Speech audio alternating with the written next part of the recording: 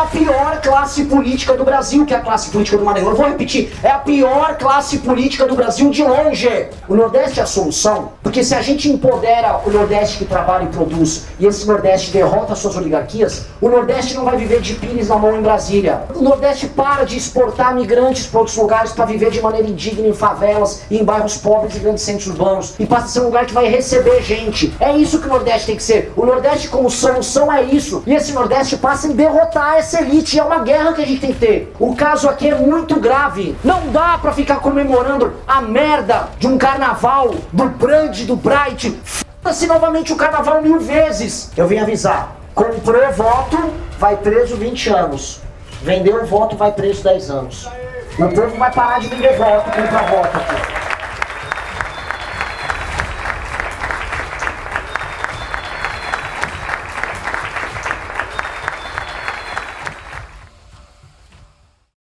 A regra aqui é a compra de voto. A regra aqui é a emenda desviada. E qual foi a minha surpresa quando eu passei em determinadas cidades? Santo Antônio do Lopes tem uma prefeita do PL. Ao ver que a direita aqui faz a mesmíssima coisa. E o argumento de todos é: ah não, é porque aqui é diferente. Aqui no Maranhão a gente se adapta. Eu não quero me adaptar. E eu não acho que vocês têm que permanecer adaptados ao absurdo.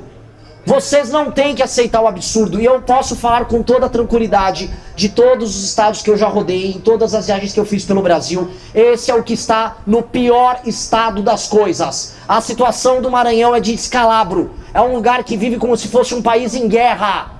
A situação do Maranhão é assustadora. Todas as estradas que você anda, você estoura o pneu do seu carro, ou se você for desviar do buraco, você joga o carro na frente de uma carreta.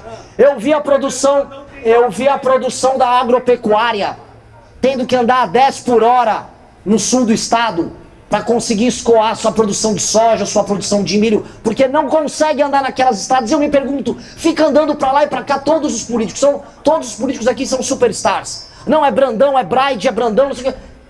E ninguém consegue tapar a porra de um buraco. Eu vi uma briga, no começo do ano, quem faz o maior carnaval do Brasil? Ah, é o Braide ou versus Brandão? Foda-se o carnaval, caralho! Foda-se! Que porra de carnaval é esse? Vocês sendo tratados como animais. Os direitos humanos, vamos falar aqui, os direitos humanos daquelas populações pobres que eu visitei, todos vilipendiados, mas o carnaval estava em dia. O dinheiro pro show lá do Belmar é que estava garantido. Eu andava por lá pela cidade, e aí o que eu via? Um escândalo envolvendo um cemitério em que os coveiros não trabalhavam. O coveiro não foi trabalhar. As pessoas enterraram a dona Raimunda, uma mulher, uma senhora que morreu, com a própria mão e com um balde. Só que o show do Wesley Safadão, de 1,3 milhões de reais, o show do Wesley Safadão foi pago. E aí vem onde a porca torce o rabo. Quem pagou esse 1,3 milhões? Foi o povo. Agora, mas o povo do Brasil, meus amigos. Porque eu vou falar de pacto federativo aqui. O Maranhão é o segundo estado que mais recebe recursos em termos proporcionais no pacto federativo. Nem sei se é, talvez em termos absolutos. Ele manda muito pouco em arrecadação e recebe muito de volta. Isso gera uma briga gigantesca. Galera lá do sul, galera lá do sudeste fala: ué, eu mando meu dinheiro pra federação, o dinheiro não volta. Falta dinheiro pra fazer estrada no Paraná, sendo que o Paraná é um dos estados mais produtivos do Brasil. Eles falam: cadê o dinheiro? Foi pro show do Wesley Safadão. O dinheiro foi na casa dos 32 milhões de reais pra Buriticupu. Saiu lá do Paraná, saiu de São Paulo, foi lá pra Buriticupu. E supostamente eles iam evacuar as pessoas e construir um bairro. Rolou evacuação? Não. Construir o bairro? Não. Não. Mas o dinheiro foi tirado e o dinheiro foi gasto. Alguém roubou esse dinheiro no meio. E quem roubou? A gente precisa colocar um ponto. É a pior classe política do Brasil, que é a classe política do Maranhão. Eu vou repetir. É a pior classe política do Brasil de longe. Não há nada igual à classe política do Maranhão. Eu estava hoje na suposta terra do Sarney, Pinheiros. Meu Deus, os urubus têm nome na rua. Havia um urubu chamado Zé, chamavam ele pelo nome. E ele estava comendo carniça no meio da rua. Havia esgoto a céu aberto por todos os lados. As ruas abandonadas. Mas a pergunta, o dinheiro chegou ou não chegou? Porque se não chegasse, a gente diria, que situação, tá em petição de miséria, mas o dinheiro chegou. O dinheiro veio para cá. O governo brasileiro saiu no Jornal Nacional ontem, me desculpa, o governo brasileiro comemorou a incrível marca de 32% do PIB está sendo tributado. Nós tivemos arrecadação recorde. Nunca se cobrou tanto imposto nesse país. E uma parte importante desse imposto está indo para sustentar essa classe política que não faz nada de absolutamente útil para as pessoas. E não há nenhuma perspectiva de melhora econômica e alteração dessa dinâmica. Querem um exemplo? Qual é o maior ICMS do Brasil? Maranhão. Qual estímulo à atividade produtiva tem no Maranhão? Qual a vontade que uma empresa tem de se instalar no Maranhão? Ela vai chegar aqui, vai vir um político achacar ela. 2, se ela for tocar a produção dela de um lugar para o outro, não tem estrada. 3, ela vai pagar alguns dos maiores impostos do Brasil. 4, o crime organizado já tomou boa parte do estado. Em todas as cidades que eu fui, eu vi símbolos e áreas controladas pelo PCC. E aqui parece que o trend do momento é o PCC crescer. Então eu pergunto, se está na cara que não é um estado que foi montado para receber empresa e ter atividade produtiva, o que faz a política do Maranhão para tornar esse estado, vamos colocar aqui, funcional? A política daqui se acostumou com o Pacto Federativo, em que a função deles é ficar no Senado e na Câmara dos Deputados, achacando qualquer presidente da República para mandar recursos para cá através de emendas e através de supostas obras que são todos, absolutamente todos superfaturados, todos roubados. Eles botam a porra do dinheiro no bolso, participam dos maiores escândalos de corrupção. Basta ver o vagabundo do Everton Rocha, o criminoso, o canalha, o Everton Rocha do PDT do Maranhão, vagabundo, dos grandes vagabundos da República, o Everton Rocha. E esse canalha tem matões. Uma das maiores fazendas do Brasil, com campo de pouso de avião. Cabem mais de 3 mil campos de futebol dentro da fazenda dele. Como é que esse cara comprou isso? Como o Josivar Maranhãozinho ficou rico?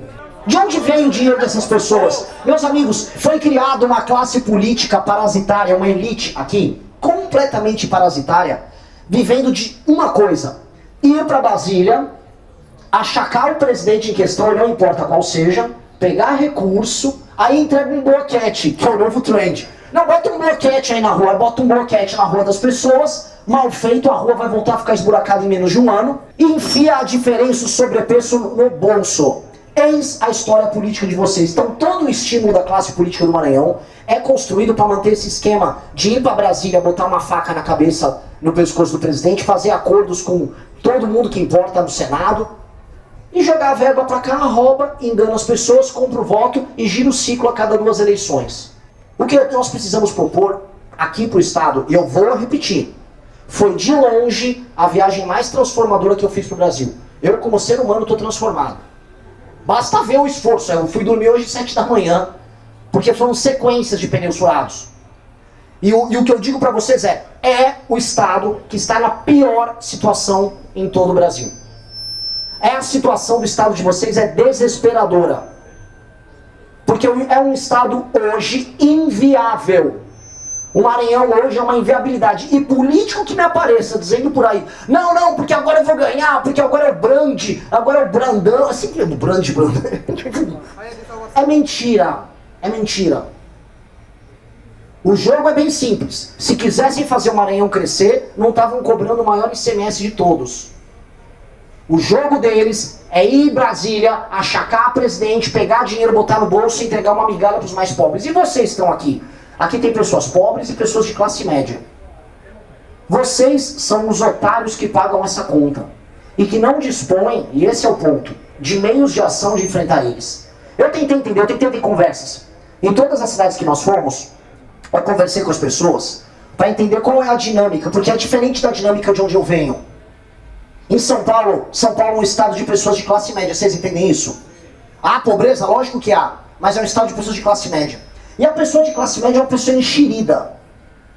Por excelência, o cara de classe média acha que ele tem direitos, que ele é um cidadão e que ele pode participar das discussões políticas na cidade dele. Ele é como se fosse um homem livre na ágora.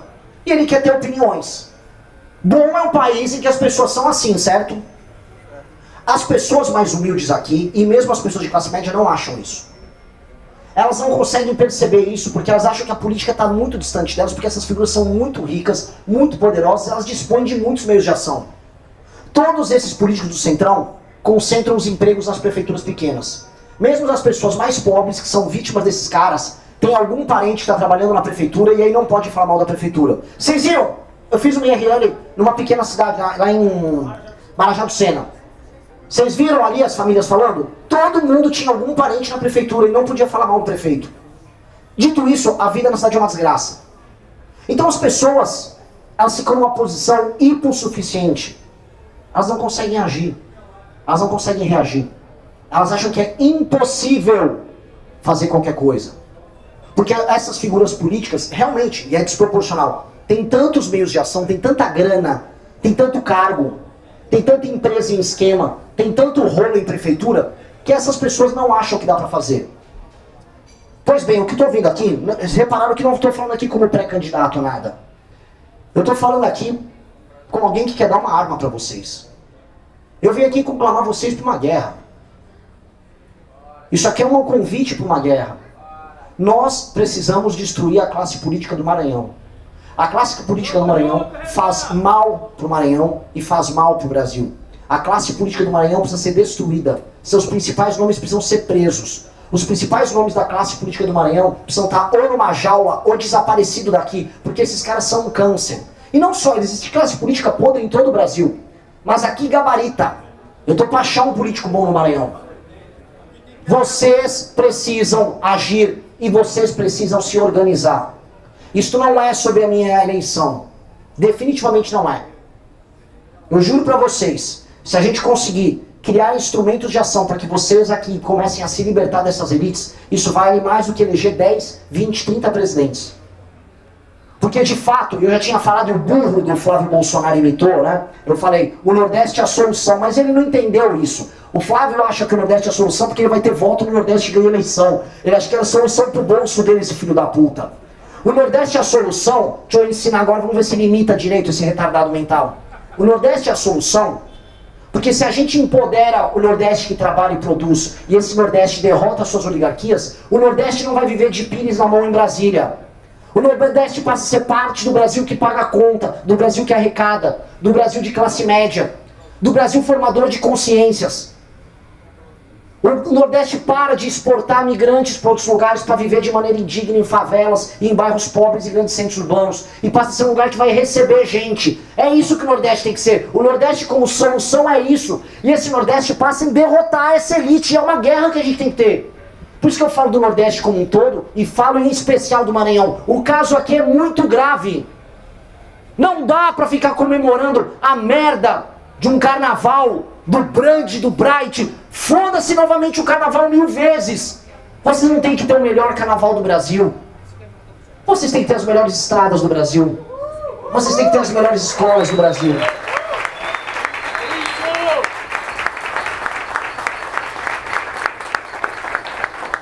O IDH de vocês tem que melhorar, as pessoas mais pobres têm que comer direito, as pessoas têm que sair alfabetizadas da escola, tem que ter atividade produtiva. O ICMS daqui tinha que ser mais baixo que o de São Paulo para atrair empresa para cá. Mas é muito maior, é coisa de 50% maior do que o de São Paulo. Isso é loucura! Loucura! E as pessoas não se tocam. Não se tocam. Foi feito, olha, quando eu era novo, eu ouvia aquelas coisas falando, coisas de professor, às vezes professor de geografia na escola, olha, os políticos querem manter o povo na ignorância, porque assim eles podem roubar mais. Eu nunca acreditei nisso. Você falei, cara, não faz sentido isso. Se o PIB é maior, o cara até pode roubar mais, né? E eu falei, isso é meio teoria conspiratória. Pois bem, visitando o Maranhão, eu comecei a entender isso. Eu comecei a entender os clichês que ensinavam a gente. Realmente, a classe política daqui é construída na exploração das pessoas. E eles querem que as pessoas não falem nada, e eles querem que as pessoas fiquem lá inertes, dançando. Tchu, tchu, tchu, tchu, chegou a Ivete, tchu, tchu, tchu. Que é isso? Parecia o Flávio Bolsonaro agora, desculpa pela dança. Nós, e esse é o ponto principal. Se nós não resolvermos isso, o Brasil colapsa. E aqui é o campo de batalha de uma guerra muito maior que as pessoas talvez não entendam. Por que o Brasil colapsa? Olha, a economia do Maranhão definitivamente ela não é uma das economias que fariam o Brasil colapsar. Quando eu digo do colapso, estou falando do colapso institucional de uma nação. Não, cada vez menos vai fazer sentido para uma pessoa que está pagando uma das maiores cargas tributárias do mundo, em Goiás, em Minas, em São Paulo, sustentar o Everton Rocha, vocês entenderam? Não vai fazer sentido. Não vai dar para uma parte produtiva do Brasil sustentar uma parte improdutiva. E o Brasil está começando a rachar no meio. Ele está começando a fraturar, está gerando ódios interregionais. E a gente não pode permitir isso, porque o Brasil nasceu para ser imperial. O Brasil é uma nação de dimensões continentais e de vocação imperial. Nós não podemos ser um país de vocação fraca, ou um país dividido em republiquetas, como é o restante da América do Sul. A América Espanhola se dividiu. Não, a nossa vocação é muito maior. Só que se é um pacto pressupõe compromisso de todos, certo? A classe política daqui não quer compromisso de todos. A classe política ela quer roubar vocês aqui, ela quer roubar o pessoal em Minas, ela quer roubar o pessoal em São Paulo, ela quer roubar o pessoal em Pernambuco. A classe política daqui, ela só quer roubar. E ela não quer saber, ela é uma praga de gafanhoto. E nós precisamos eliminar essa praga. Nós estamos trazendo um instrumento para vocês. Nós montamos um partido político que é o partido político da minha geração. É o Partido Missão. Esse partido vai fazer com que pessoas humildes, pessoas de classe média, espalhadas por todo o estado, possam se organizar para participar de eleições. E vocês vão começar a vencer. Gostou do conteúdo? Então deixe o seu like e inscreva-se no Valor e Liberdade. Juntos vamos construir uma mentalidade forte e um país livre. Até o próximo vídeo.